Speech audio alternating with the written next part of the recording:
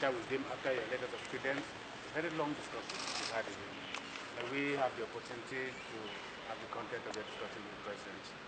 Yes, well, thank you very much. First off, I presented the letter of congratulations from President Trump for the 20th of May coming up to your National Day, and I shared the letter with the President. We discussed a variety of things of cooperation between our two countries and areas of interest, starting off with the security issues. We talked about the good cooperation we have in the fight against Boko Haram and the Islamic State in the far north, and we noted that we just recently had a very successful operation conducted with the help of U.S. forces. I expressed appreciation that the Minister Delegate of Defense on May 11th repeated his assertion that any equipment that we provide, the planes that we provided on May 11th, the two Cessnas, would only be used in the far north. They would not be used anywhere else in the country or for purposes other than fighting Boko Haram and the Islamic State. So I expressed appreciation for that. I also expressed admiration for the efforts that the government was taking with respect to working with the Red Cross to allow prisoners to be visited and to train forces in human rights. Human rights is extremely important to us, and as you know, the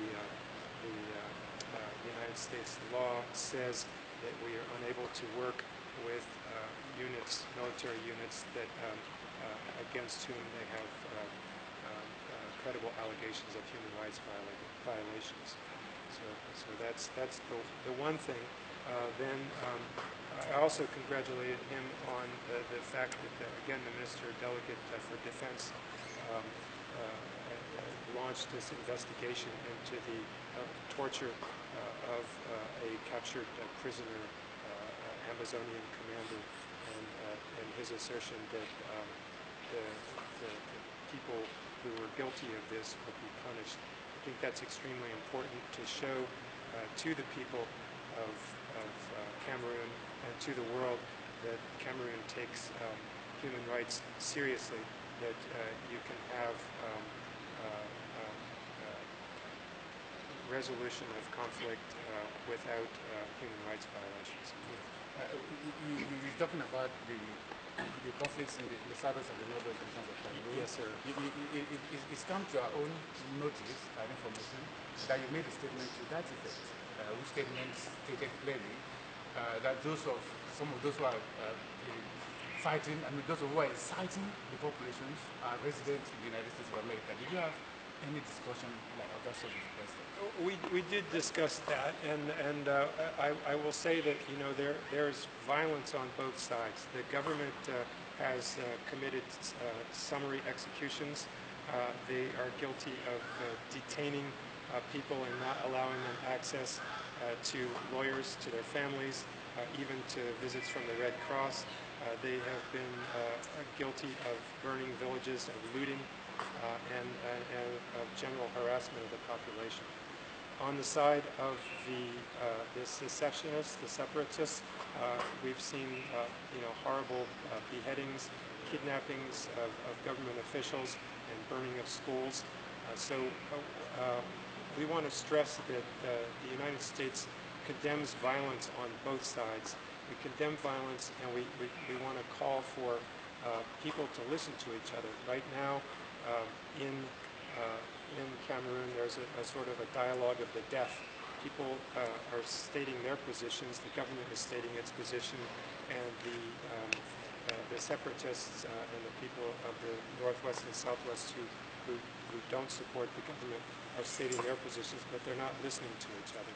So I asked the President to use his position as leader of the country to try to find another solution that would allow both sides to listen to each other, and really to listen. What do you say to those who are fueling the crisis from the U.S.?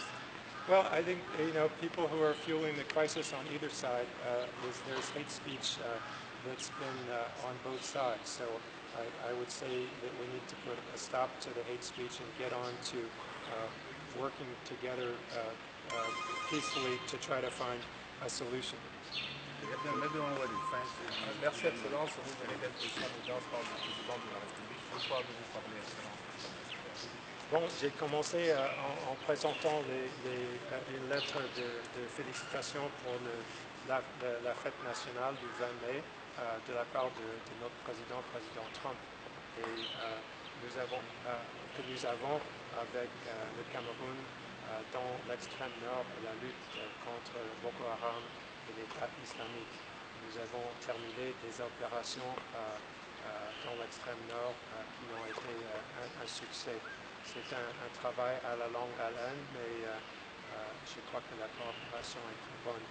Il faut dire aussi que j'ai souligné que c'est très important que l'aide militaire, les équipements que nous fournissons au gouvernement du Cameroun ne sont utilisés que pour la lutte contre le Boko Haram et l'État islamique dans l'extrême nord. Et aussi que nous avons une loi aux États-Unis qui nous oblige de ne pas travailler avec les unités qui sont soupçonnées d'être impliquées dans les violations des droits de l'homme. Donc les droits de l'homme, c'est très important pour nous de protéger, et nous croyons que en protégeant les droits de l'homme, on peut mieux lutter contre un fléau comme le Boko Haram.